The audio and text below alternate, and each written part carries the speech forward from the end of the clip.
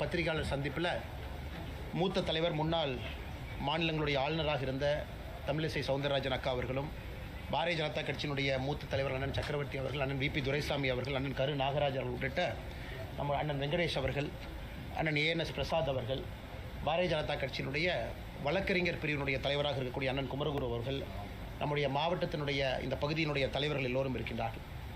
இந்த பத்திரிகையாளர் சந்திப்பு பாரதிய ஜனதா கட்சி சார்பாக திருப்பரங்குன்றம் அதை மையப்படுத்தி திராவிட முன்னேற்ற கழகத்தினுடைய அரசு செய்யக்கூடிய தவறுகளை, குறிப்பாக நீதியரசர் அவருடைய தீர்ப்புக்கு பிறகு அதை மதிக்காமல் ஒரு மத மோதலை உருவாக்குவதற்கான எல்லா முயற்சியிலும் நம்முடைய திராவிட முன்னேற்ற கழகத்தினுடைய ஆளுகின்ற அரசு இறங்கியிருக்கின்றார்கள் என்பதெல்லாம் உங்கள்கிட்ட பகிர்ந்து கொள்வதற்காக இந்த சந்திப்பு நடந்து கொண்டிருக்கிறது.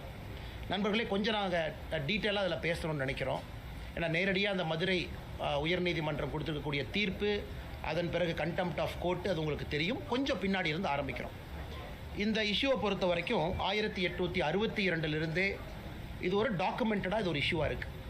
ஏன்னா 1862, 1912 2 ஆண்டுகளில் ஆங்கிலேயர்களுடைய ரெக்கார்டு படி இந்த மலையினுடைய உச்சியில் லைட் அமைக்க வேண்டும் என்று முயற்சி செய்த பொழுது அன்னைக்கு இருந்த மேஜிஸ்ட்ரேட் லைட் அமைப்பதற்கு அன்னைக்கு அனுமதி கொடுக்கல. அதனால் மதக்கலவரம் ஏற்படும் என்கின்ற காரணத்தை காட்டி 1990 காலகட்டத்தில் ஹிந்து முன்னணி அமைப்பு, அதனுடைய தலைவர்கள் அதை ரொம்ப மிக தீவிரமாக இதை கையில் எடுத்து நீதிமன்றத்தினுடைய உதவியை நாடி நிறைய டாக்குமெண்ட்டை ப்ரெசென்ட் பண்ணாங்க. அதில் மிக முக்கியமானது 1920 ஃபைல் பண்ண ஒரிஜினல் சூட் OS. அந்த 1920 ஃபைலான அந்த ஒரிஜினல் சூட், குறிப்பாக இந்த மலை, அதில் நம்முடைய முருகர் அவருடைய கோவில் எங்கே இருக்குது, காசி விஸ்வநாதர் கோவில் எங்கே இருக்குது, தர்கா எங்கே இருக்குது, இதை டிமார்கேஷன் செய்ய வேண்டும் என்பதற்கான சூட்டு. அதன் அடிப்படையில் 1920 ஃபைல் பண்ண OS சூட்டுக்கான தீர்ப்பு 1923 கிடைக்குது, ஒரு லோவர் கோர்ட் மதுரையில். அந்த தீர்ப்பு மிகச் சரியாக அந்த தீர்ப்பில் சொல்கிறாங்க, தர்கா எங்கே இருக்குது, இந்த நெல்லித்தோப்பு அப்படிங்கிற இடம் எங்கே இருக்குது, அங்கிருந்து தர்காவுக்கு கனெக்ட் பண்ணக்கூடிய படிக்கட்கள், இந்த 3 மட்டும்தான் இஸ்லாமிய நண்பர்கள் அவங்க கையில் இருக்கக்கூடிய விஷயம். ஒன்று மேலே மலை உச்சியில் அட் த டாப் இருக்கக்கூடிய தர்கா, சிக்கந்தர் தர்கா. அதற்கு நெல்லித்தோப்பு என்பது ஒரு சமப்பகுதி, இந்த மலைக்கு இடையில் இருக்கக்கூடிய சமப்பகுதி. அங்கே இறந்து போனவர்களுடைய சடலங்கள்லாம் இஸ்லாமிய மத அடிப்படையில், மரியாதை கலந்த அடிப்படையில் அங்கே வச்சுருக்கிறாங்க. அங்கிருந்து மேலே ஒரு கல்லை குடைந்து ஏறக்கூடிய படிக்கட்டு, இந்த 3 மட்டும்தான் இஸ்லாமியர் அவர்கள் கையில் இருக்கக்கூடியது. மிச்சது எல்லாமே இந்துக்களுக்கு சொந்தம், மலை முழுவதுமாக இந்துக்களுக்கு சொந்தம் அப்படிங்கிற தீர்ப்பு. அதை எதிர்த்து 1923 வந்த தீர்ப்பை எதிர்த்து மெட்ராஸ் ஹைகோர்ட் வர்றாங்க. 26 மெட்ராஸ் ஹைகோர்ட்டு இந்த மதுரை கீழே இருக்கக்கூடிய லோவர் கோர்ட் கொடுத்த தீர்ப்பை ஸ்டே பண்ணுறாங்க. அதன் பிறகு இந்தியாவினுடைய சுதந்திரத்திற்கு முன்பு உச்சபட்சமாக இருக்கக்கூடிய பிரிவி கவுன்சில் இன்னைக்கு சுப்ரீம் கோர்ட் மாதிரி பிரிவி கவுன்சிலுக்கு போகிறாங்க. 1930 காலகட்டத்தில் பிரிவி கவுன்சில் மதுரையில் கீழே இருக்கக்கூடிய நீதிமன்றம் கொடுத்த தீர்ப்பை ஊர்ஜிதம் செய்கிறாங்க. 1920 ஒரிஜினல் சூட், 1923 வந்த தீர்ப்பை ஊர்ஜிதம் செய்கிறாங்க. இந்த நெல்லித்தோப்பு என்கின்ற இடம் இஸ்லாமியத்துக்கு சொந்தமானது, மேலே இருக்கக்கூடிய தர்கா அது அவர்களுக்கு சொந்தமானது, மேலே ஏறக்கூடிய படிக்கட்கள் அவர்களுக்கு சொந்தமானது. மற்றபடி இந்த மலை முழுவதுமாக இந்து சமுதாயத்திற்கு, குறிப்பாக இந்த கோவிலுக்கு சொந்தமானது. அதன் பிறகு குவாரி எடுக்க வர்றாங்க. கோயில் நிர்வாகம் அப்ஜெக்ட் பண்ணி குவாரி விடலை. கோயில் நிர்வாகம் அப்ஜெக்ட் பண்ணி மர வெட்டுறதுக்கு பர்மிஷன் கொடுக்கல. இது காலங்காலமாக 1940, 50, 60, 70 காலகட்டத்தில் அங்கே இருக்கக்கூடிய கோவிலத்தினுடைய நிர்வாகம் அவங்க இடத்த பாதுகாத்துக்கிட்டே வர்றாங்க. ஸோ 1990 காலகட்டத்தில் ஹிந்து முன்னணி இங்கே தீபம் ஏற்ற வேண்டும் என்ற போராட்டத்தை எல்லாம் ஆரம்பித்து இதை மக்கள் மன்றத்தில் ஒரு பெரிய இஷ்யூவாக கொண்டு வர்றாங்க. இப்போ நாம் இதை நன்றாக புரிந்து கொள்ள வேண்டும். இன்னைக்கு நீதியரசர் திரு GR சுவாமிநாதன் அவர்கள் அவங்க ஒரு தீர்ப்பு கொடுத்துருக்குறாங்க. ஏன் அந்த தீர்ப்பு கொடுக்க வேண்டிய கட்டாயம் வந்துச்சு? ஏன்னா ஒரு டிவோட்டி, ஒரு ஹிந்து பக்தர், அவர் அங்கே இருக்கக்கூடிய எக்ஸிக்யூட்டிவ் ஆஃபீஸரை நோக்கி போகிறாங்க. அந்த ஈஓட்ட கேட்குறாங்க. 28/10/2025 ஒரு அந்த ஹிந்து டிவோட்டியாக இருக்கக்கூடிய ராம ரவிக்குமார் அவர்கள் இந்த மாதிரி தீபத்தை ஏற்ற வேண்டும். எங்கே ஏற்றணும்னா தீபத்தூணில் ஏற்ற வேண்டும். இத்தனை காலமாக உச்சி பிள்ளையார் கோவில் பக்கத்தில் ஏற்றுறாங்க அப்படின்னு 28/10/2025 ரெப்ரசன்டேஷன் கொடுக்குறாங்க எக்ஸிக்யூட்டிவ் ஆஃபீஸருக்கு. ஈஓ 3/11/2025 அதை ரிஜெக்ட் பண்ணுறாங்க. நாங்கள் பர்மிஷன் கொடுக்க மாட்டோம், இத்தனை காலமாக எங்கே ஏற்றணுமோ அதே உச்சி பிள்ளையார் கோவிலில் தான் ஏற்றுவோம் என்று. அதன் பிறகு ராம ரவிக்குமார் அவர்கள் மதுரை கிளை, மெட்ராஸ் ஹைகோர்ட்டினுடைய மதுரை கிளை, அங்கே அவங்க ரிட் பெட்டிஷன் ஃபைல் பண்ணுறாங்க. 32317 என்கிற ரிட் பெட்டிஷனை. இந்த மாதிரி எனக்கு ஈஓ பர்மிஷனை டினை பண்ணியிருக்கிறாங்க, எனக்கு நீங்கள் அனுமதி கொடுக்க வேண்டும், என்னுடைய மத புண்பட்டு இருக்குது அவர் கேட்குறாரு. அதன்படி நீதியரசர் அவர்கள் டிசம்பர் மாதம் 1ஆம் தேதி, சில நாட்களுக்கு முன்பு 1/12/2025 தீர்ப்பு கொடுக்குறாங்க. அந்த தீர்ப்பு மிக தெளிவாக பல விஷயத்தை அதில் பேசுகிறாங்க. அவங்க இந்த டிமார்கேஷன் இஷ்யூக்குள்ளேயே போகலை. இந்த மலையை பொறுத்தவரை சிக்கந்தர் தர்கா இஸ்லாமியர்களுக்கு சொந்தமானது, நெல்லித்தோப்பு இஸ்லாமியர்களுக்கு சொந்தமானது, படிக்கட்டு ஏறுறது இஸ்லாமியர்களுக்கு சொந்தமானது, மற்றபடி இந்த மலை மிச்ச பகுதி எல்லாமே அந்த கோவிலுக்கு சொந்தமானது, குறிப்பாக தீபத்தூணும் கோவிலுக்கு சொந்தமானது என்கின்ற தீர்ப்பில் ஊர்ஜிதம் செய்கிறாங்க. இதற்கு முன்பு இருந்த தீர்ப்பு தான் இது. அதன் பிறகு நீதியரசர் அவர்கள் 2 முக்கியமான கருத்துக்களை வைக்கிறாங்க. ஏன் வைக்கணும் அப்படின்னாங்க, தமிழகத்தினுடைய சட்டத்துறை அமைச்சர் திரு ரகுபதி அவர்கள் வேண்டுமென்றே பத்திரிகையாளர் நண்பர்கள் சந்திப்பில் வேண்டுமென்றே சில பொய்களை சொல்லியிருக்கின்றார்கள். அதாவது ஒரு சட்டத்துறை அமைச்சராக இருந்து சத்திய பிரமாணம் எடுத்து பணி செய்ய வேண்டிய ஒருவர் சில பொய்களை சொல்லியிருக்கிறாங்க. நீங்கள் நல்லா பாருங்கள். அதாவது மதுரை நீதியரசர் அவர்கள் தவறான ஒரு தீர்ப்பை கொடுத்துருக்குறாங்க அப்படிங்கிற வாதத்தை திரு ரகுபதி அவர்கள் வைக்கிறாங்க. என்ன வாதத்தை வைக்கிறாங்கன்னா, இதில் இருக்கக்கூடிய பிரச்சனை எல்லாம் 2014 முடிஞ்சிருச்சு, 2014 அந்த பிரச்சனை முடிஞ்சிருச்சு, அன்னைக்கே டிவிஷன் பெஞ்சு தீர்ப்பு கொடுத்துட்டாங்க. டிவிஷன் பெஞ்சினுடைய தீர்ப்பு படி உச்சி பிள்ளையார் கோவிலில் மட்டும்தான் நாம் தீபத்தை ஏற்றணும், மேலே போக வேண்டிய அவசியம் இல்லை. அதனால் நீதியரசர் அவர்கள் தன்னுடைய கடமையை சரியாக செய்யலை அப்படின்னு. இதை மாண்புமிகு நீதியரசர் அவர்கள் டிசம்பர் 1ஆம் தேதி கொடுத்த தீர்ப்பில் மிக முக்கியமாக இந்த பாயிண்ட்டை ஹைலைட் பண்ணி பேசியிருக்கிறார். அவர் எதுவும் மறுக்கலை.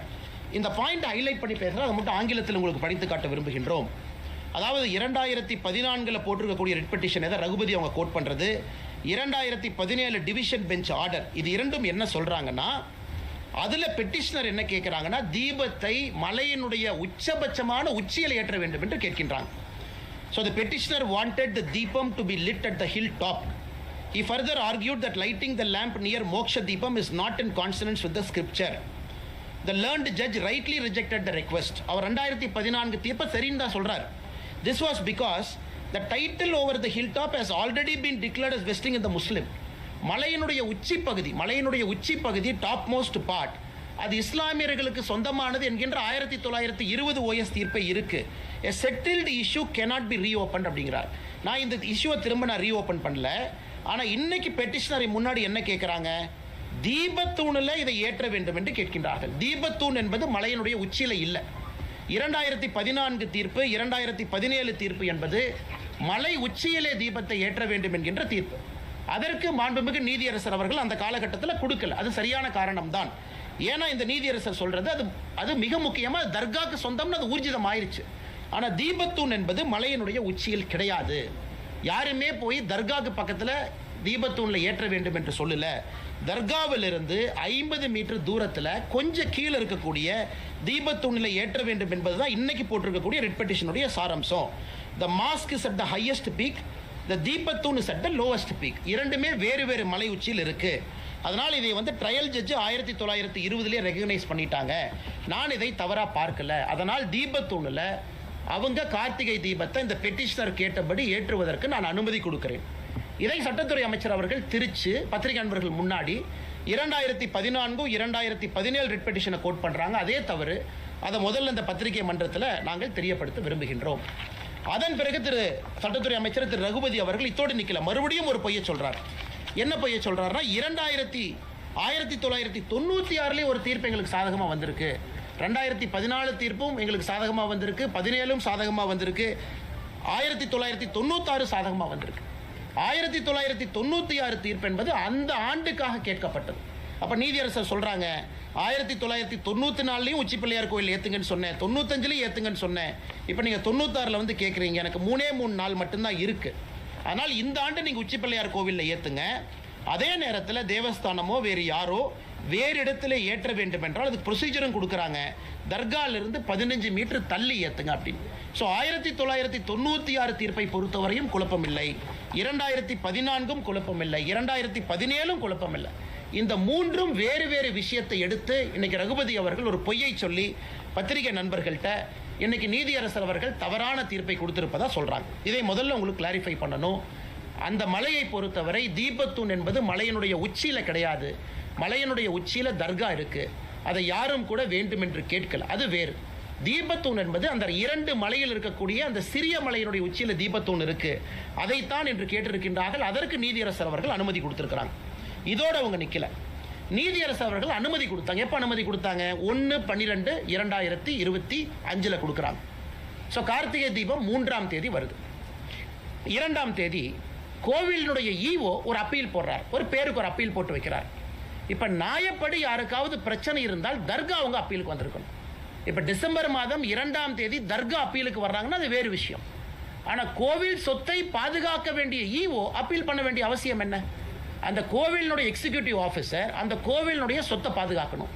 தீபத்தூண் என்பது கோவிலினுடைய சொத்து என்பது ஊர்ஜிதமாயிருச்சு 1920 வேறு வேறு காலகட்டத்தில். அப்படி இருக்கக்கூடிய ஈவோ அவர் எதுக்காக அப்பீல் போறாரு?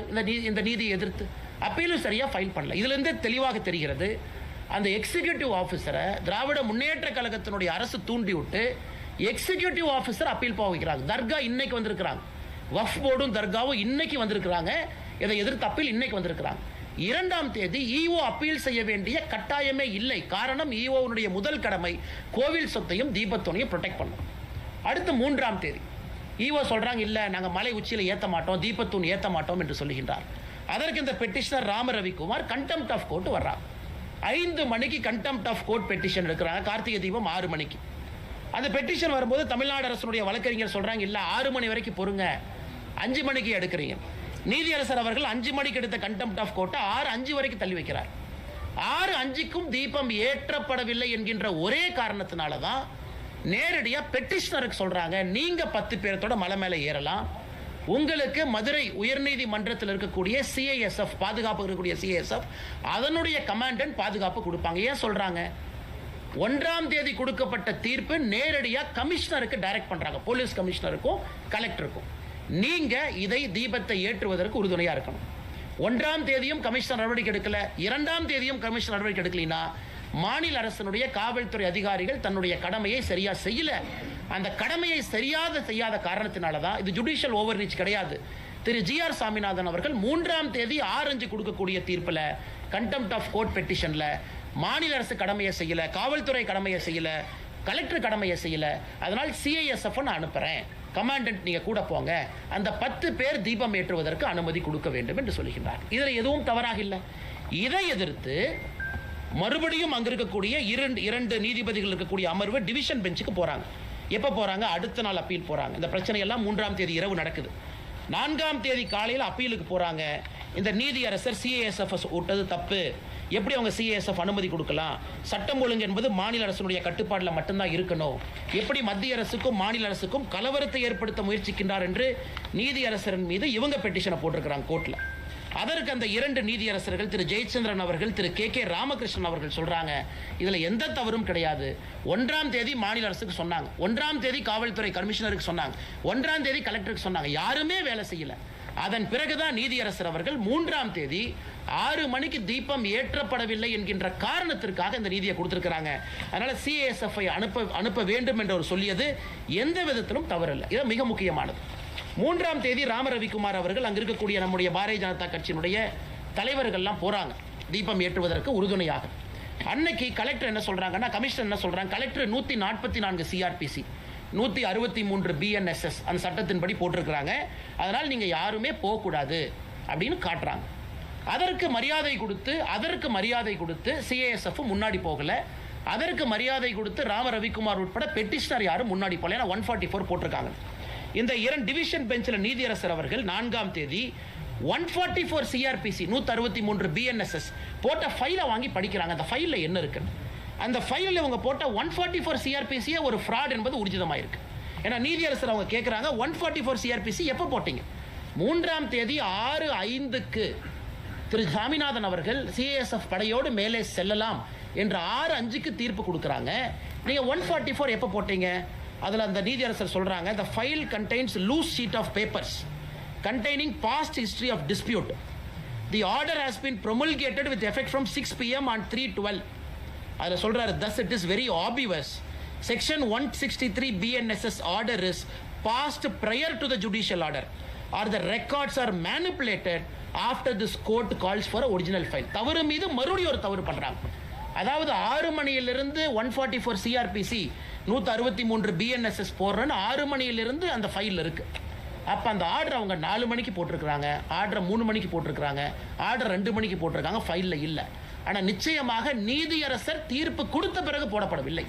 6-5க்கு திரு சாமிநாதன் அவர்கள் கொடுத்த, நீதியரசர் அவர்கள் கொடுத்த தீர்ப்புக்கு பிறகு 144 சிஆர்பிசி போடப்படவில்லை என்பது இந்த டிவிஷன் பெஞ்சில் இருக்கக்கூடிய 2 நீதியரசர் பெரிய வார்த்தையை பயன்படுத்துறாங்க. IAS IPS அதிகாரிகளுக்கு எதிராக the records are manipulated after the court calls for the original file.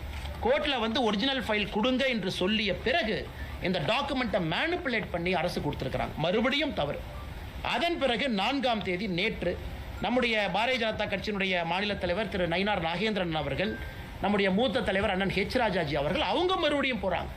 ஏன்னா இந்த 2 ஜட்ஜ் இருக்கக்கூடிய டிவிஷன் பெஞ்ச் அமர்வில் அப்பீலை டிஸ்மிஸ் பண்ணதுக்கு அப்புறம் 144ம் டிஸ்மிஸ் ஆகுது. அதன் பிறகு நாங்கள் தீபத்தை ஏற்றுவோம் என்று போன பிறகு அதை இல்லீகலாக எந்தவித ஆர்டரும் இல்லாமல் தடுத்திருக்கிறாங்க. 144 நிலுவையில் இல்லை, அப்பீல் நிலுவையில் இல்லை, எங்கேயும் கூட நீதியரசர் திரு சாமிநாதன் அவங்க கொடுத்தது ஸ்டே இல்லை, எதுவுமே இல்லாதப்ப அங்க இருக்கக்கூடிய காவல்துறை அதிகாரிகள் தடுத்தது மட்டுமல்ல, மாநில தலைவர் அண்ணன் நயினார் நாகேந்திரன் அவர்கள் உட்பட, அண்ணன் ஹெச் ராஜா அவர்கள் உட்பட நம்முடைய தொண்டர்களை, தலைவர்களை கைது பண்ணியிருக்காங்க. Which is an illegal arrest. அதுக்கு எந்த விதமான ஆதாரமும் கிடையாது, எந்த விதமான டாக்குமெண்ட் இல்லை. இந்த அளவுக்கு ஒரு ஆளுகின்ற திராவிட முன்னேற்ற கழகத்தினுடைய அரசு ஒரு நீதியரசர் கொடுத்திருக்கக்கூடிய தீர்ப்புக்கு எதிராக டைரக்ஷன் கொடுத்ததுக்கு அப்புறம் பணி செய்ய வேண்டிய பப்ளிக் சர்வெண்ட். அதனால தான் commissioner of police is called public servant, collector is called public servant.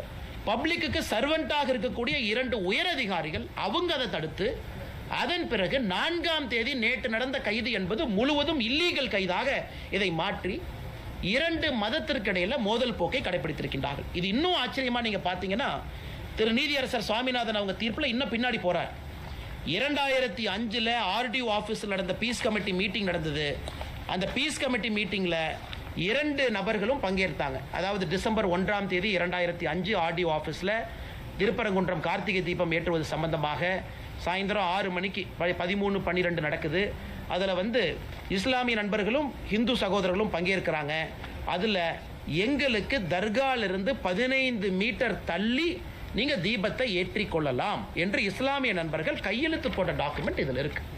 மிக தெளிவாக கையெழுத்து போட்டு கொடுத்துருக்கிறாங்க. 2005 தர்காலிருந்து 15 மீட்டர் தள்ளி நீங்கள் ஏற்றிக்கலாம், எங்களுக்கு எந்த பிரச்சனையும் இல்லை. ஸோ பிரச்சனை இஸ்லாமியர்களுக்கு இல்லை, பிரச்சனை தர்காக்காரங்களுக்கு இல்லை. இன்னைக்கு 2005 இதை கோர்ட்டில் என்ன சொல்கிறாங்கன்னா, இன்னைக்கு வந்து இல்லை இதை ஃபோர்ஸ் பண்ணி கையெழுத்து போட சொன்னாங்க, அதனால் நாங்கள் ஃபோர்ஸ் பண்ணி RDO ஆஃபீஸில் கையெழுத்து போட்டோம். 1996 இதே போல் ஒரு அக்ரிமெண்ட் போடுறாங்க. அந்த அக்ரிமெண்ட்டில் கூட இதே போல இஸ்லாமியர் அவர்கள் எங்களுக்கு அப்ஜெக்ஷன் இல்லை. இன்னைக்கு திராவிட முன்னேற்ற கழகத்தினுடைய அரசு சிக்கந்தர் மலைன்னு புதிய பேரை வைக்கிறாங்க, அதை ரசிக்கிறாங்க.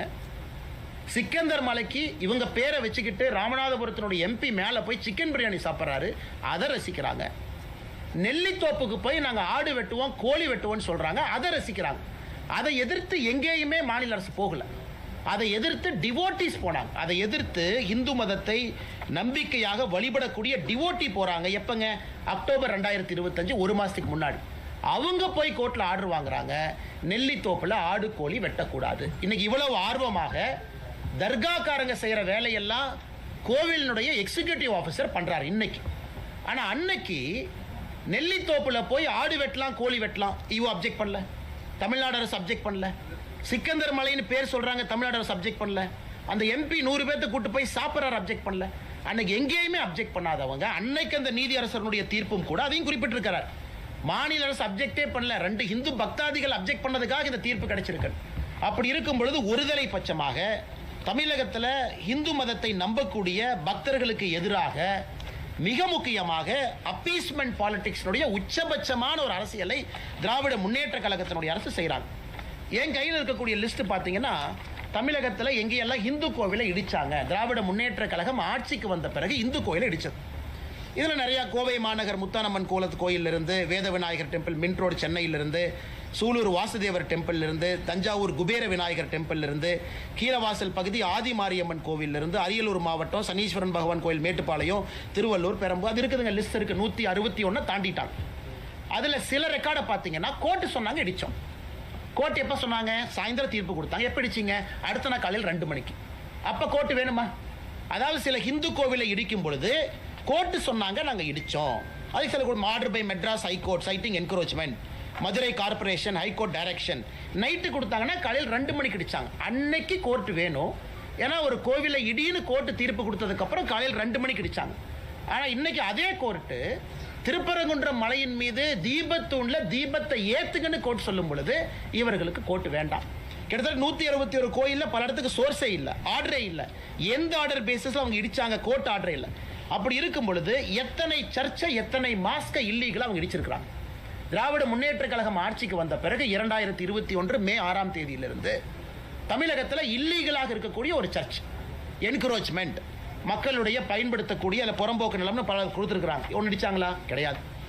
எத்தனை மசூதி அடிச்சிருக்கிறாங்க? கிடையாது. தமிழ்நாட்டில் எந்த சர்ச்சும் மசூதியும் ஆக்கிரமிப்பு நிலத்தில் இல்லையா? இருக்கு. ஆனால் என்ன ஒரு நியாயம்?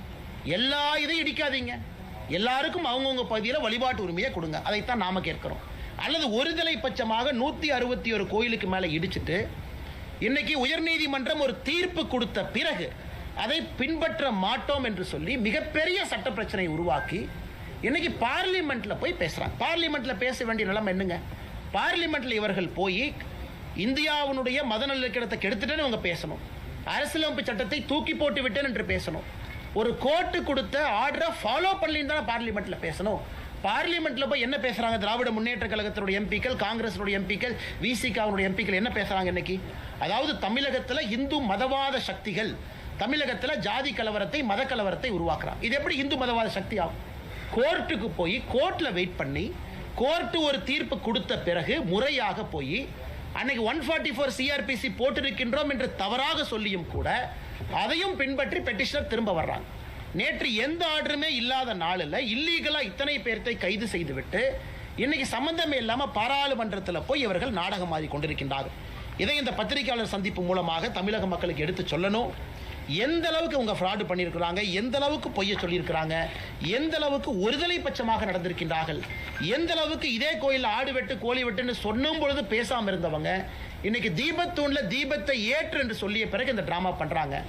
சட்டத்தை பாதுகாக்க வேண்டிய சட்டத்துறை அமைச்சர் 2014-17 தீர்ப்பையும் 1996 தீர்ப்பையும் வேண்டும் என்றே திரித்து, அதுக்கும் இந்த கேஸுக்கும் சம்பந்தம் இல்லை, வேண்டும் என்றே திரித்து இதுல ஹிந்து பெட்டிஷனர் யாரும் மலை உச்சியினுடைய தர்கா இந்துக்களுக்கு சொந்தம் என்று கேட்கவில்லை. That is a settled issue. அது 1920 செட்டில் ஆயிருச்சு.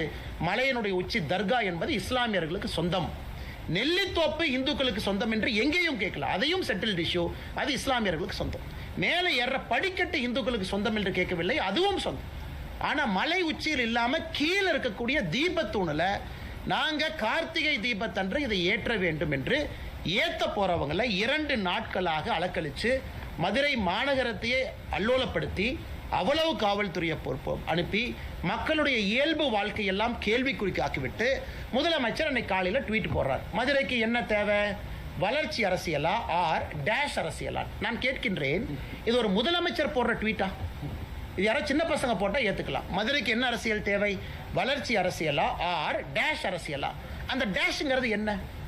முதலமைச்சர் தன்னுடைய சமூக வலைதள பக்கத்தில் ஒரு டேஷ் என்கின்ற வார்த்தையை கேள்விக்குறியாக்கி விட்டுருக்காரு. டேஷ்னா என்ன? முதலமைச்சர் தானே சொல்லணும். fill in the blanks. நீங்கள் நானும் என்ன? இது முதலமைச்சருடைய ட்வீட். எந்த அளவுக்கு சிறுபிள்ளைத்தனமாக இவ்வளவு பிரச்சனையை செய்துவிட்டு முதலமைச்சர் அவர்கள் இதை போடுறாங்கன்னா உண்மையாலுமே இந்த முதலமைச்சர் அனைவருக்குமான முதலமைச்சரா? இந்துக்களுக்கான முதலமைச்சரா? இஸ்லாமியர்களுக்கான முதலமைச்சரா? கிறிஸ்தவர்களுக்கான முதலமைச்சரா?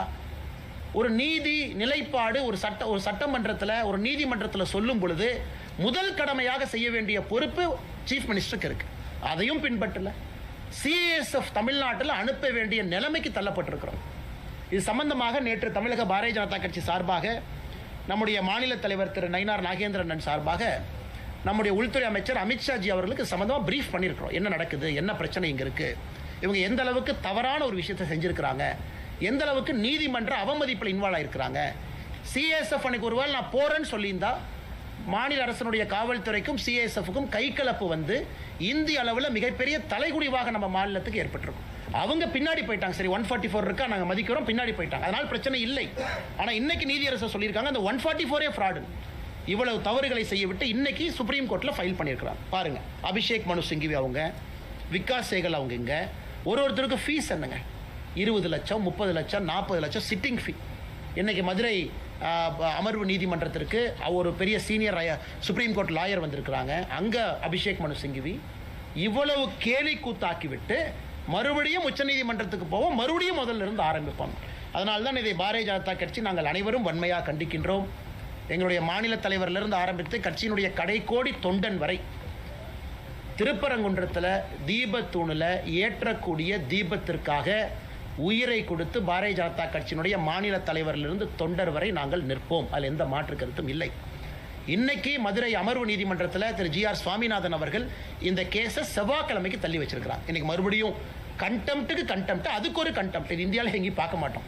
கொடுத்த தீர்ப்புக்கு ஒரு கண்டெம்ட், அந்த தீர்ப்பை சரியாக ஃபாலோ பண்ணின்னு ஒரு கண்டெம்ட், அதுக்கு 4ஆம் தேதி ஒரு கண்டெம்ட். ஸோ கண்டெம்ட் இன்னைக்கு வந்திருக்கு. அது 2ஆம் செவ்வாய்க்கிழமை அன்னைக்கு அதை கையில் எடுக்கிறாங்க. அதனால் அதையும் நாங்கள் கவனிக்கின்றோம்.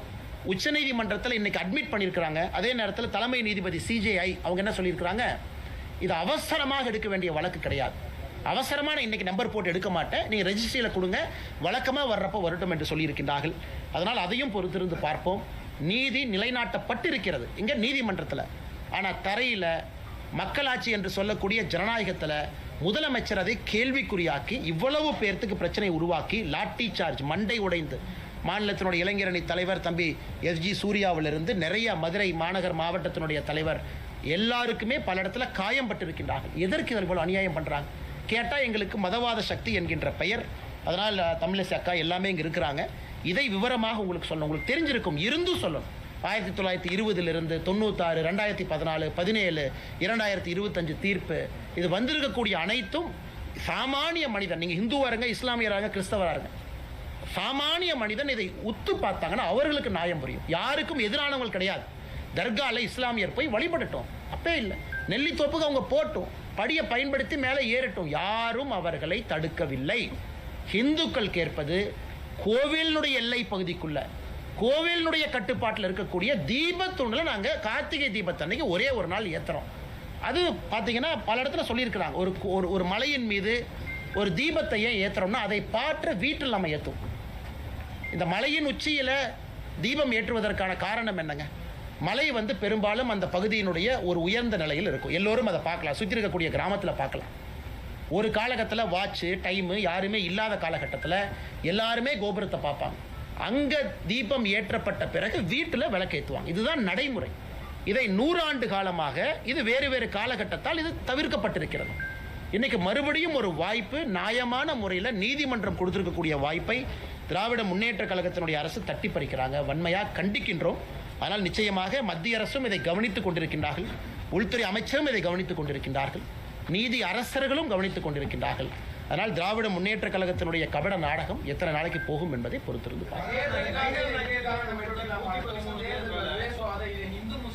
ஆனால் நீங்க பாருங்க, இதுல திரு ராம ரவிக்குமார் அவர்களும் மொத்தம் 6 பெட்டிஷனர். முதல் பெட்டிஷனர் ராம ரவிக்குமார், அவரோட 5 பேர்.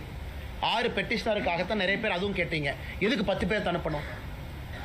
6 பெட்டிஷனர் கூட 4 பேர், லாயர் இருக்கலாம் 10 பேர். அதனால் இத்தனை பெட்டிஷனரும் இதுவரை அமைதி காக்கிறாங்க.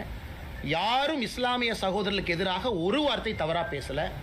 யாரும் தர்கா எங்களுக்கு சொந்தம் என்று கேட்கல, யாரும் நெல்லித்தோப்பை எங்களுக்கு சொந்தம் என்று கேட்கல. மிக அமைதியான முறையில் அறவழியில் லட்டி சார்ஜ் அடி வாங்கிக்கிட்டு எல்லாரும் நிற்கிறாங்க. எங்களுடைய உரிமையை நிலைநாட்டி கொடுத்துருக்கக்கூடிய நீதிமன்றம் சொல்லியிருப்பதை நாங்கள் செய்கிறோம். அப்படி இருக்கும் பொழுது எங்கே இவங்க மதக்கலவரத்தை ஏற்படுத்துகிறாங்க? பப்ளிக் ப்ராப்பர்ட்டியை சேதப்படுத்தினாங்களா? இத்தனை போலீஸை குவிக்கிறாங்க, ஆயிரக்கணக்கான போலீஸை மதுரையில் குவிக்கிறாங்க. எங்கேயாச்சும் ஒருத்தர் இந்த பெட்டிஷனர் கூட வந்தவங்க பாரதிய ஜனதா கட்சியினுடைய தொண்டர்கள், இந்து முன்னணியினுடைய தொண்டர்கள், எங்கேயாச்சும் ஒரு பப்ளிக் ப்ராப்பர்ட்டி, ஒரு கார் கண்ணாடி உடைச்சோம், ஒரு பப்ளிக் டிரான்ஸ்போர்ட்டை உடைச்சோம்? இன்னைக்கு கலவரத்தை செய்வது யார்? மதுரை மாநகரத்தினுடைய காவல்துறை. எவ்வளவு பேரிகேட் போடுறாங்க? ஆயிரக்கணக்கான பேரிகேட். கலவரத்தை ஏற்படுத்துறது அவங்க. எங்கேயும் ஒன்று உடையல, இவங்க போய் யாரையும் தாக்கல, எந்த பொது சொத்துக்கும் சேதத்தை ஏற்படுத்தல. அப்படி இருக்கும் பொழுது எப்படி மத கலவரம் ஆன்டிசிபேட் பண்றாங்க? இது மட்டும் இல்லப்பா, ஒரே நாள் தீபம் ஏற்றுறது மாத்திரம் மத கலவரம் வந்துருமான்னு ஜட்ஜி பாருங்க. ஒரே நாள் 3ஆம் தேதி டிசம்பர், அக்கா சொல்றாங்க டிசம்பர் 3ஆம் தேதி 6 மணிக்கு தீபத்தை ஏற்றிட்டு வந்துடுறாங்க. அதன் பிறகு 4ஆம் தேதி போறதில்லை, 5ஆம் தேதி போறதில்லை, அடுத்த தீபத்துக்கு போவாங்க. அப்படி இருக்கும் பொழுது எப்படி அதனால் மத கலவரம் ஏற்படும்? அதுவும் நீதியரசர் இன்னும் ஒரு படி போறாரு. இங்க பாருங்க, கோவிலுடைய சொத்தை பாதுகாங்கிறார். இந்த தீபத்தூணே கோவிலுடைய சொத்து. நீங்க தீபத்தை ஏற்றினா தானே அதை பாதுகாக்க முடியும். அதனால தயவு செய்து தீபத்தை ஏத்துங்கன்னு சொல்றாங்க. விசித்திரம், நம்முடைய தலைவர்கள் சொன்னது போல், அக்கா சொன்னது போல, தர்காவுடைய அதிகாரிகள் போய் அப்பீல் பண்ணல, கோவிலுடைய ஈஓ போய் அப்பீல் பண்றார். இதை விட வெக்கக்கேடு நம்ம எங்கேயாச்சும் பார்த்துருக்கிறோமா?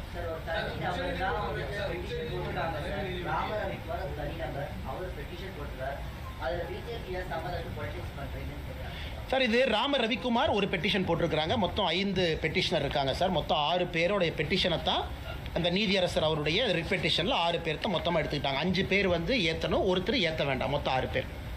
இப்போ அரசியல் கட்சியினுடைய அடிப்படை உரிமை, அடிப்படை கடமை மக்களுக்காக நிற்பது. நாங்கள் மக்கள் மனநிலையை பிரதிபலிக்கிறோம். மதுரை மாநகரத்தில் இருக்கக்கூடிய மக்கள் மனநிலையை பிரதிபலிக்கிறோம். அவர்களும் மக்கள் தான். நீதிமன்றம் ஒரு தீர்ப்பு கொடுக்குறாங்க, அதற்கு பாரதிய ஜனதா கட்சி ஆதரவாக இருக்குது. இது அப்போ அரசியல் கட்சி எதுக்கு நடத்தணுங்க? இன்னைக்கு ரகுபதி அவங்க கேட்குறாங்க, பாரதிய ஜனதா கட்சிக்கு இதுக்கும் சம்பந்தம்னா அரசியல் கட்சி எதுக்கு நடத்தணும்? மக்களுடைய மனநிலையை பிரதிபலிப்பதற்கு அரசியல் கட்சி இருக்கு, மக்களுக்காக அரசியல் கட்சி இருக்கு. நீதிமன்றம் சொல்லிய பிறகு அரசு தவறு செய்யும் பொழுது தட்டி கேட்பதற்காக அரசியல் கட்சி இருக்கு. அரசியல் கட்சியினுடைய அடிப்படை கடமை இது.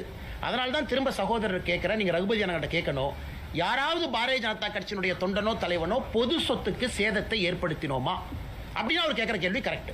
எங்கேயாவது நாங்க மத கலவரத்தை ஏற்படுத்தினோமா? எங்கேயுமே கிடையாது. மக்களுடைய மனநிலையை பிரதிபலித்து, இந்துக்களுடைய உணர்வை பிரதிபலித்து பாரதிய ஜனதா கட்சி களத்தில் பெட்டிஷனருக்காக, மக்களுக்காக போராடி கொண்டிருக்கின்றோம். அதே நேரத்தில் இந்த தீர்ப்பில் தெரியா சொல்றாங்க, பர்சன் ஆஃப் இன்ட்ரெஸ்ட். பெட்டிஷனர் மட்டும் பர்சன் ஆஃப் இன்ட்ரெஸ்ட் இல்லைங்க.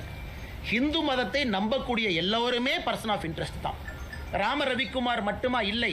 ராம ரவிக்குமார் சொல்றத நான் நம்புறேன் அப்படின்னா நானும் பர்சன் ஆஃப் இன்ட்ரெஸ்ட். அது தமிழ்நாடு என்டோமெண்ட் HRNCயில் அதுவும் இருக்கு. அதனால் ராம ரவிக்குமார் பெட்டிஷனாக இருக்கலாம், அதை நம்பக்கூடிய நானும் பர்சன் ஆஃப் இன்ட்ரெஸ்ட் என்பது பல தீர்ப்பில் சொல்லியிருக்கிறாங்க. அதனால் எல்லோருக்கும் ஆதரவாக நாங்கள் நின்று கொண்டிருக்கின்றோம் என்கின்ற கருத்தை பணிவாக உங்களுக்கு தெரிவித்துக் கொள்கிறேன்.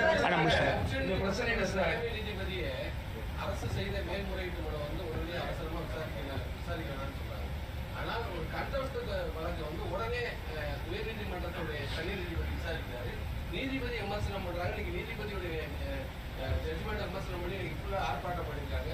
நீதிபதியா அவர் இருக்கிறது தகுதியில்லை.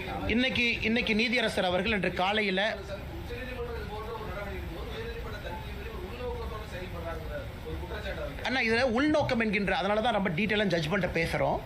அவர் 1996 ஜட்ஜ்மெண்ட்டை மீறி இருந்தால் பரவாயில்ல, 2014 மீறி இருந்தால் பரவாயில்ல, 17 மீறி இருந்தால் பரவாயில்ல. அதைத்தான் ரகுபதி அவர்கள் சொல்கிறாங்க. ஜட்ஜ்மெண்ட்டே வேறு என்பது உங்கள் முன்னால் நாங்கள் வைக்கின்றோம். இந்த ஜட்ஜ்மெண்ட்டே வேறு. இரண்டாவதுங்கண்ணா, நீதியரசர் அவர்கள் கண்டெம்ட் எப்போ எடுத்தார்னா 5 மணிக்கு கண்டெம்ட் எடுக்கிறாரு 3ஆம் தேதி. அட்வொகேட் ஜெனரல் சொல்றாங்க, இல்லைங்க ஐயா 6 மணிக்கு தான் தீபம் ஏற்றும். அதுக்காக கண்டெம்ட்டை 1 மணி நேரம் தள்ளி வைக்கிறார். 6:05க்கு தீபம் ஏற்படுத்த சகோதரருக்கு தெரியும். அரசு வழக்கறிஞர்கிட்ட கேட்கிறார், ஈஓ எங்கேன்னு.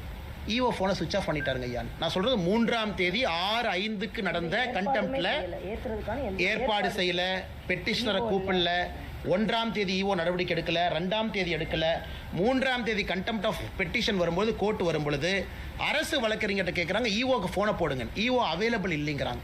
ஸோ ஈஓ வரல, வீடியோ கான்ஃபரன்ஸ் வரல. இன்னைக்கு மதுரையினுடைய போலீஸ் கமிஷனர், கலெக்டர் சம்மன் பண்ணியிருக்காங்க, வரல. இன்னைக்கும் நீதியரசர் சொல்லியிருக்கிறாங்க, ஜாதிகளை உள்ளழுக்கிறீங்க, தவறாக பேசுகிறீங்க, பொய்ய சொல்கிறீங்க, எங்களுடைய பொறுமைக்கும் எல்லை இருக்கு, பொறுமையாக பார்த்துக்கிட்டு இருக்கோம், செவ்வாய்க்கிழமை அன்னைக்கு தள்ளி வச்சிருக்கோம். எங்களை பொறுத்தவரை நீதியரசர் அவர் வரம்புக்குள்ளே நடந்திருக்கிறாரு. எக்ஸசிவ் ஜுடிஷியல் ஓவர் ரீச் எங்கேயுமே இல்லை. மாநில அரசு தன்னுடைய வரம்பையெல்லாம் மீறி இதை கேலி கூத்தாக்கி இருக்கிறாங்கிறது எங்களுடைய வாதம். என்ன சொல்றாங்கன்னா, இதே நீதிபதி மதுரை அமர்வுல அந்த நீர் வழித்தடங்களை கண்காணிப்பதற்கான அமர்வுல நீதிபதியா இருக்காரு. இன்னைக்காவது ஒரு நாள் நீர் வழித்தடம் ஆக்கிரமிக்கப்பட்ட பொழுது இந்த CISF வீரர்களை அனுப்பி அவர் அந்த ஆக்கிரமிப்பை அகற்றியது உண்டா? அண்ணா, இன்னைக்கு வந்து ஒத்துக்கிறாங்கன்னா ஒரு வாதம் அது. இன்னைக்கு ஒரு எக்ஸ்ட்ரானரி கேஸ். அதாவது 1ஆம் தேதி அவங்க CISF அனுப்பல, 1ஆம் தேதி போலீஸ் கமிஷனருக்கு டைரக்ஷன் கொடுக்குறாரு, டிசம்பர் 1ஆம் தேதி கலெக்டருக்கு டைரக்ஷன் கொடுக்குறாரு. 2ஆம் தேதி அவர் கையில் எடுக்கல, 2ஆம் தேதியும் லோக்கல் போலீஸ் தான் இருக்கிறாங்க. 3ஆம் தேதி தீபம் ஏற்றப்படவில்லை என்று தெரிந்த பிறகு 6:05க்கு தான் அவர் சொல்றாரு, 6:05க்கு தான் சொல்றாரு, இந்த மாதிரி வந்து CISF கொடுக்குறோம். இது வந்து அப்பி இல்லை. அந்த டிவிஷன் பெஞ்சில் ஜெயச்சந்திரன் ராமகிருஷ்ணன் அவங்ககிட்ட அந்த கேள்வியை கேட்கும் பொழுது நீதியரசர்கள் சொல்றாங்க, the service of CISF was provided only because the state police refused to give protection and comply with the court direction. In case the state missionary disobey the court order and refuse to give protection, the court cannot stand helpless. அதாவது நீதியரசர் திரு GR Swaminathan அவர்கள் எடுத்திருக்கக்கூடிய அந்த தீர்ப்பு முடிவுக்கு அடுத்த நாள் division பெஞ்சில் நீதியரசர் ஜெயச்சந்திரன் அவர்களும் ராமகிருஷ்ணன் அவர்களும் முழு ஆதரவு கொடுத்திருக்கிறாங்க. அதாவது ஒரு நீதிபதி இல்லை. இன்னைக்கு திமுகவினுடைய சட்ட அமைச்சர் மாண்புமிகு திரு ரகுபதி அவர்கள் GR சுவாமிநாதன் அவர்கள் மீது கை காமிச்சாங்கன்னா அடுத்த நாள் 2 நீதிபதியும் ஊர்ஜிதம் பண்ணியிருக்கிறாங்க. அதனால் எங்களை பொறுத்தவரை திமுகவினுடைய அமைச்சர் அரசு எல்லோருமே நீதி அரசர்களுக்கு எதிராக இங்கே பணிபுரிகின்றார்கள் என்பது ஊர்ஜிதமாகும்.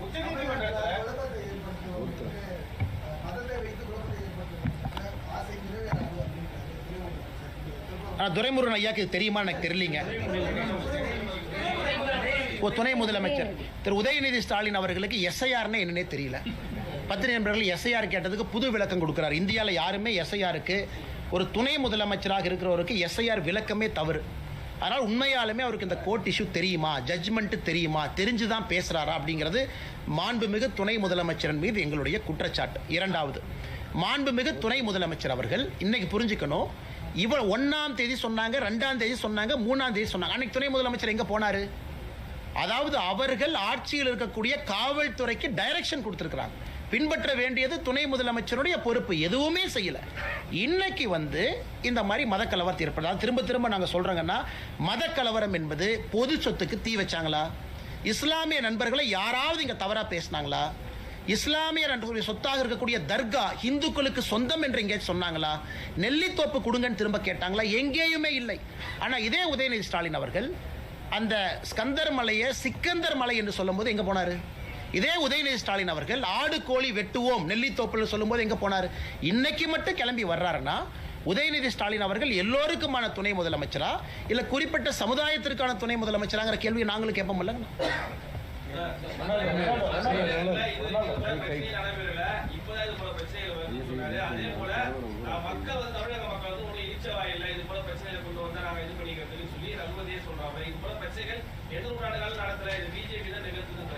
எங்களை பொறுத்தவரை இங்க குமரகுரு அண்ணன் வரும்பொழுது எங்களுடைய வழக்கறிஞர் பிரிவினுடைய தலைவர் அவங்க இருந்தாங்க. அவங்க வழக்கறிஞர்கிட்ட பேசும்பொழுது மேலே வரும்பொழுது சொன்னாங்க, மாநில தலைவரோட அனுமதியை பெற்று பாரதிய ஜனதா கட்சி திரு சட்ட அமைச்சர் ரகுபதி அவர்கள் மீது கண்டெம்ட் ஆஃப் கோர்ட்டுக்கு போறோம் அப்படின்னு. காரணம், நீதி அரசரை பற்றி தவறா பேசியிருப்பது, ஜட்ஜ்மெண்ட்டை குழப்பி பேசியிருப்பது, நீதி அரசர்களுடைய மாண்பை ஒரு சட்டத்துறை அமைச்சரே அதை தவறாக வழிநடத்தியிருக்கிறார். அது வந்துடுறேன். ஸோ ரகுபதி அவங்க பிரஸ் மீட்டை பொறுத்த வரைக்கும் நேற்றைய பிரஸ் மீட்டே அது கண்டெம்ட் பிரஸ் மீட். அது ஏன்னா தவறான தகவலை சட்ட அமைச்சராக உங்கள் முன்னாடி சொல்லியிருக்கிறாங்க. அதே பாரதிய ஜனதா கட்சியினுடைய தலைவர் அண்ணன் குமரகுரு அவங்க இருக்கிறாங்க, எங்களுடைய வழக்கறிஞர் பிரிவினுடைய தலைவர். ஸோ ஏன்னா ரகுபதி அவர்களுக்கு தெரியணும், பொறுப்பான பொறுப்பில் இருந்து கொண்டு பொய்யை சொல்லக்கூடாது. மிச்ச துரைமுருகன் அவர்களாக இருக்கட்டும், உதயநிதி ஸ்டாலின் அவர்களாக இருக்கட்டும், அவர்கள் சொல்வது ஒரு பக்கம், நீங்க கேட்டுக்கண்ணா, நாங்க சொல்றதையும் நீங்க கேட்குறீங்க. நாங்க ஆதாரத்தின் அடிப்படையில் எல்லாத்தையும் உங்க முன்னாடி வைக்கிறோம். இதுல எங்க தவறு நீங்க சுட்டி காட்டுங்கண்ணா. நீதியரசர் அவங்க சொல்றாங்க, மலை உச்சியின் மீது கிடையாது, உச்சிக்கு கீழே இருக்கக்கூடிய இன்னொரு மலையில் இருக்கக்கூடிய உச்சியில தர்கா இருக்கு. அவரே பர்சனலா போய் இன்ஸ்பெக்ட் பண்றாரு. திரு GR சாமிநாதன் அவர்கள் இந்த ரிட் பெட்டிஷன் அட்மிட் ஆன உடனே அவரு நடந்து போறாரு, எல்லாத்தையும் கூட வர சொல்றாரு. நீதியரசர் போய் எல்லாத்தையும் இன்ஸ்பெக்ட் பண்ணிட்டு தீர்ப்பு கொடுக்கிறார். அப்படின்னா ஒரு ஸ்பாட்டுக்கு போகாம தீர்ப்பு கொடுக்கல, ஸ்பாட்டுக்கு போயிட்டு தான் தீர்ப்பு கொடுக்கிறாரு. அப்படி இருக்கும் பொழுது திரும்ப திரும்ப திரும்ப நீதிமன்றத்தை குறை சொல்வது, நீதியரசரை குறை சொல்வது, திரும்ப திரும்ப இதே வேலையை செய்யறாங்கன்னா எப்படி? இப்பதான் பார்த்தோம், இந்தியாவில் முதல் முறையாக மாநில அரசு மெட்ராஸ் ஹைகோர்ட் கொலிஜியம் ரெக்கமெண்ட் பண்ண உடனே திருப்பி அனுப்பியிருக்கிறாங்க. அதையும் பார்த்து இந்தியாவில் எங்கேயுமே நடக்காத விஷயம். இன்னைக்கு தமிழ்நாட்டில் மாநில அரசு Madras high court collegium, Madras high court நீதியரசர்களாக யார் வர வேண்டும் என்கின்ற ரெக்கமெண்டேஷனை மாநில அரசு இந்திய அரசியல் வரலாற்றில் முதல்ல திருப்பி அனுப்பியிருக்காங்க. அப்போ என்ன, உங்களுக்கு பிடிச்ச ஜட்ஜு தான் வரணும், பிடிக்காத ஜட்ஜு வந்தால் கேள்வி கேட்பீங்க. நீங்க போடுற ஜட்ஜு தான் வரணும். நிறைய நீதியரசர்கள், நாங்கள் எந்த நீதியரசர்களுமே தவறா சொல்லல, இதற்கு முன்பு திமுக கட்சியில் இருந்தவங்க அப்பா இருந்தவங்க நாங்கள் ஏற்றுக்கிட்டோம். அது ஒரு ப்ராசஸ்ல வந்திருக்கிறாங்க, கொலிஜியத்தில் வந்திருக்கிறாங்க. மாநில அரசு ஏற்றுக்கிட்டாங்க, மத்திய அரசு ஏற்றுக்கிட்டாங்க, உச்சநீதிமன்றத்தினுடைய கொலிஜியம் ஏற்றுக்கிட்டாங்க. நாங்கள் எங்கேயுமே கேள்வி கேட்கலையே. ஆனால் முதல் முறையாக கேள்வி கேட்டு தெரியப்படுத்துறாங்கன்னா நீதிமன்றத்தின் மீது அவர்களுக்கு நம்பிக்கை இருக்குதா என்பதை திராவிட முன்னேற்ற கழகத்தினுடைய அரசு தெளிவுபடுத்தணும். பெண்களை வழிபட விடணும்னு சொல்லி உச்சநீதிமன்றம் கூறிய போது பாஜக அதை நிராகரித்தது, அதுக்கு அப்போஸ் பண்ணியிருந்தது. ஆனா சபரிமலை ஐயப்பன் கோயில்ல பெண்களை வந்து வழிபட அனுமதிக்கணும் அப்படின்னு சொல்றாங்க பாஜக. அதுக்கு வந்து உச்சநீதிமன்ற தீர்ப்புக்கு எதிராக சொல்லியிருந்தது. ஆனா இதே திருப்பரங்குன்றம் தீர்ப்புல வந்து நீதிபதி பொறுத்து தீர்ப்பை வந்து ஏற்றுக்கணும். நல்ல வேலை இந்த கேள்வி கேட்டீங்கண்ணா, நிறைய பேர் இது கேட்குறாங்க. நல்ல கேள்வி, அருமையான கேள்வி, பதில் சொல்கிறோம். ஆனால் பதில் சொல்கிறேன், விமர்சனம் எல்லாம் நல்ல கேள்வி. 100 ஆண்டுகளுக்கு முன்பு திருப்பரங்குன்றத்தில் தீபத்தூணில் தான் தீபம் ஏற்றுனாங்க. 100 ஆண்டுகளுக்கு முன்பு, 100 ஆண்டுகளாகத்தான் இல்லை தீபத்தூண் ஏன் கட்டி வைக்கணுங்கண்ணா? ஒரு கோவில் 1200 ஆண்டுகளுக்கு பழமையான ஒரு கோவில், அந்த கோவிலில் தீபத்தூண் எது கட்டி வைக்கணும்? தீபம் ஏற்றுறக்கு. ஸோ 100 ஆண்டுகளுக்கு முன்பு தீபம் ஏற்றிருக்கிறாங்க, 100 ஆண்டுகளாக ஏற்றப்படவில்லை. ஆனால் சபரிமலையில் 100 ஆண்டுகளுக்கு முன்பு பெண்கள் உள்ளே போனாங்களா? போகல. புதிதாக ஒரு விஷயத்தை சொல்லும் போது எதிர்க்கிறோம், ஆகம சாஸ்திரத்துக்கு எதிராக சொல்லும் பொழுது எதிர்க்கிறோம். 100 ஆண்டுகளுக்கு முன்பு தீபத்தூண் இருந்துச்சு, ஆனால் 100 ஆண்டுகளுக்கு முன்பு சபரிமலையில் பெண்கள் உள்ள போனாங்களா? இல்லை. சபரிமலையில் ஆண்டாண்டு காலமாக இருக்கக்கூடிய வழக்கத்தை மாற்றி புதுசாக ஒரு பொய்யை சொல்லும் போது நாங்கள் எதிர்க்கிறோம். அதே மாதிரி திருப்பரங்குன்றத்தில் ஆண்டாண்டு காலமாக இருந்த வழக்கத்தை 100 ஆண்டுகளாக செயல்படுத்தல, இன்னைக்கு செயல்படுத்த வேண்டும் என்று நீதிமன்றம் தீர்ப்பு கொடுக்கும் பொழுது அதற்கு அரணாக நாங்கள் நிற்கின்றோம். ஆனால் எங்கள் நிலைப்பாட்டில் சபரிமலையாக இருந்தாலும் திருப்பரங்குன்றம் இருந்தாலும் ஹிந்து மக்களுடைய உணர்வு, அவங்க என்ன நினைக்கிறாங்க, எது நியாயமோ, கோர்ட் என்ன சொல்லியிருக்கோ அதுலேயும் பார்த்தீங்கன்னா சரி. சபரிமலையில் எதற்காக கோர்ட் அப்பீல் நிறுத்தி வச்சாங்க? இந்த போராட்டத்தை பார்த்தாங்க, தவறுன்னு புரிஞ்சுக்கிட்டாங்க, அப்பீல் வந்து போச்சு, கேரள அரசே தான் ஸ்டாண்டை மாற்றுச்சு. அதனால் இன்னைக்கு இந்த மாதிரி ஒரு குழப்பமான ஒரு விஷயத்தை திமுக சொல்கிறாங்கன்னா உங்களுக்கு சபரிமலை இஷ்யூவும் புரியல, திருப்பரங்குன்ற இஷ்யூவும் புரியல, ரெண்டையும் குழப்பி சொல்லுகின்றார்கள். எங்களை பொறுத்தவரை எங்கள் நிலைப்பாடு சமமாக சரியாக இருக்கு. சார், அரசுடைய அடவன்சிக்கு என்ன காரணம் நினைக்கிறீங்க? மைனாரிட்டி பாஜக அரசியலா இல்லை என்ன காரணம்?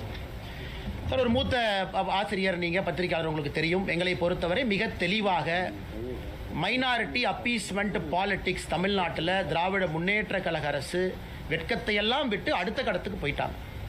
இன்னைக்கு நீதிபதிக்கு எதிராக அங்கே இருக்கக்கூடிய ஜமாத் மக்களை வர சொல்கிறாங்க, பேரணி போகணுங்கிறாங்க, போஸ்ட் அடித்து ஒட்டுறாங்க. அங்கே இருக்கக்கூடிய ஒரு ஜமாத் நீதிமன்றத்திற்கு முற்றுகை போராட்டம் கால் பண்ணியிருந்தாங்க 4ஆம் தேதி.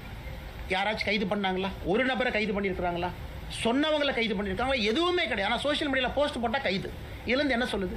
இங்கே இருக்கக்கூடிய இந்துக்களுக்கு ஒரு நியாயம், இன்னொரு மதமாக இருந்தால் ஒரு நியாயம். மிக தெளிவு. நீதிபதி அவர்கள் ஒரு நீதிபதி இல்லை சார், ஜிஆர் சுவாமிநாதன் அவங்க கொடுக்குறாங்க, அதுக்கு மேலே டிவிஷன் பெஞ்ச் 2 நீதிபதி ஊர்ஜிதம் செய்கிறாங்க. அப்படி சொல்லியும் கூட கேட்க மாட்டேன் அப்படின்னு திராவிட முன்னேற்ற கழகம் நிற்கிறாங்கன்னா தாஜா மத அரசியல் கையில் எடுத்திருக்கிறாங்க. தேர்தலுக்கு மைனாரிட்டி வாக்குகளை அப்படியே லட்டு மாதிரி சிந்தாம செதறாம திமுக எடுக்க வேண்டும் என்று நினைக்கிறாங்க. இதை உண்மையை சொல்ல வேண்டும் என்றால் நிறைய இஸ்லாமிய நண்பர்களும் கிறிஸ்தவ நண்பர்களுமே அதை விரும்பலை. தேவையில்லாமல் ஏன் தர்காவே வந்து பெட்டிஷன் இல்லைங்க சார்? 3ஆம் தேதி தர்கா வரல, 4ஆம் தேதி தர்கா வரல, இன்னைக்கு தான் தர்கா வந்திருக்கிறாங்க. வெறும் எக்ஸிக்யூட்டிவ் ஆஃபீஸர் இந்து கோவிலை ப்ரொடெக்ட் பண்ண வேண்டிய ஈவோவை தூண்டி விட்டு இந்த கபட நாடகத்தை போடுறாங்க. அதனால் மைனாரிட்டியும் இதை ரசிக்கலை, மெஜாரிட்டியும் ரசிக்கலை. கடைசியில் அப்பம் தின்ன குரங்கு 2 அப்பத்தை தின்ன மாதிரி எந்த ஓட்டும் வரப்போறதில்ல. நடுத்தெருவில் தான் திராவிட முன்னேற்ற கழகம் இருக்க போகிறாங்க. 2026 தேர்தல் ஊர்ஜிதம் செய்யும் தேசிய ஜனநாயக கூட்டணி அமித்ஷாஜி அவர்கள் சொன்னது போல 3ல் 2 பங்கு மெஜாரிட்டியோடு வெற்றி பெறும். நிறைய வழக்குலாம் சுட்டி காட்டி 1990 தொடங்குது. தீபத்தூணில் அந்த தீபம் ஏற்றக்கூடிய வழக்கை எப்போ நிறுத்தப்படுச்சு? தர்காங்கிற கட்டமைப்பு உருவாக்கப்பட்ட பிறகா இல்ல பிரிட்டிஷ் ஆட்சி நிறுத்தப்ப அந்த மேலாம் விளக்கு ஏற்றக்கூடாது, குண்டு வீசிவாங்க வெளிநாட்டு மாணவர்கள் 2ஆம் உலக போர் காலகட்டத்தில் அப்படின்னு சொன்னதுனால நிறுத்துறாங்களா? எந்த காலகட்டத்தில்? ஆனால் இந்த நீதியரசருடைய தீர்ப்பு அதற்கு முன்பு இருந்த தீர்ப்புகளிலோ சரியா எந்த ஆண்டில் நிறுத்தினாங்க அப்படின்னு எந்த தீர்ப்பில் இல்லைங்க. 1920 தீர்ப்புல இருந்து கூட இல்லை. 1920லும் தீபத்தூண் இருந்துச்சு. 1920 தீர்ப்பில் யாருக்கு எது சொந்தம் அப்படிங்கிறது அந்த தீர்ப்புங்கண்ணா. ஆனால் இன்னைக்கு அங்கே இருக்கக்கூடிய அர்ச்சகர்கள் என்ன சொல்கிறாங்க, எங்கள் அப்பா எங்கள் தாத்தா அவர்களுடைய பேச்சை வச்சு நாங்கள் சொல்கிறோம், இது சராசரியாக 1920 காலகட்டத்திலிருந்து ஏற்றப்படவில்லை அப்படிங்கிறது அவங்க கருத்து. அப்படின்னா 105 வருஷம், 105 இயர்ஸ். அவங்க இன்னைக்கு பேச்சு வழக்காத்தான் சொல்கிறாங்க, எங்கேயுமே ரெக்கார்டட் டாக்குமெண்டட் இந்த ஆண்டு நிறுத்தினோம், இந்த ஆண்டு உச்சப்பிள்ளையார் கோயிலுக்கு நாங்கள் கொண்டு வந்து எங்கேயுமே கிடையாது. இன்னொரு காரணம் என்னன்னா, இதில் பெட்டிஷனர் சொல்கிறாங்க மோட்ச தீபம் தான் உச்சிப்பிள்ளையார் கோவில் பக்கத்தில் மோட்ச தீபம் தான் ஒரு காலத்தில் ஏற்றப்பட்டிருந்தது. கார்த்திகை தீபம் என்பது எப்பொழுதுமே தீபத்தூணில் இருந்துச்சு. எப்போ அது நிறுத்தப்பட்டதோ மோட்ச தீபம் ஏற்றக்கூடிய இடத்துல தான் கார்த்திகை தீபம் ஒன்றா வருது. அதே ஆகம சாஸ்திரத்தின்படி தவறுங்கிறது ஒரு ஆர்குமெண்ட்.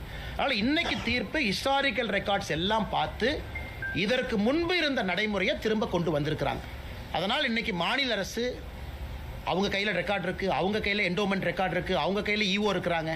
ஈஓ வந்து 3ஆம் தேதி நான் 3ஆம் தேதி 2ஆம் தேதி ஃபைல் பண்ணது, 1ஆம் தேதி தீர்ப்பு வந்து 2ஆம் தேதி ஃபைல் பண்ணது பார்த்தீங்கன்னா ஒரே ஒரு பேஜை மட்டும்தான் ரெஜிஸ்ட்ரியில் ஃபைல் பண்ணுறாரு. அதையும் நீதிபதி சுட்டி காட்டுறாங்க. ஒப்புக்கு சப்பானியாக ஈஓ வந்து ஒரு பேஜை ஃபைல் பண்ணிட்டு ஓடிட்டாரு. அதுவும் இன்அட்மிசிபிள். ஸோ ஈஓவை பொறுத்த வரைக்கும் 1ஆம் தேதி தீர்ப்பு கொடுத்தா 2ஆம் தேதி அப்ஜெக்ட் பண்ணும், போய் பேப்பர் கொடுத்து வந்துட்டார். எந்த வித சப்போர்ட்டிங் டாக்குமெண்ட் இல்லை. அப்படி தான் இன்றைக்கி ஈஓ இருக்கிறாங்க. அதனால் திரும்பவும் நாங்கள் பத்திரிகை நண்பர்களுக்கு வலியுறுத்துகின்றோம். நீங்கள் பார்க்குறீங்க, நீங்கள் கிரவுண்டில் இருக்கிறீங்க, நீங்கள் கிரவுண்டில் போய் பார்ப்பீங்க. இது மத கலவரத்தை ஏற்படுத்துவதற்கான முயற்சி இல்லை. கடந்த 5 நாட்களாக யாராவது இஸ்லாமியருக்கு எதிராக பேசுகிறாங்களா? இல்லை. பொது சொத்தை சேதப்படுத்தினாங்களா? இல்லை. காவல்துறை தவறான ஒரு விஷயத்தை சொல்லும் பொழுது கூட ஒபே பண்ணாங்களா? ஆமாம். 144 சிஆர்பிசியே பொய், அதை ஏற்றுக்கிட்டு திரும்பி வந்தாங்களா? உண்மை.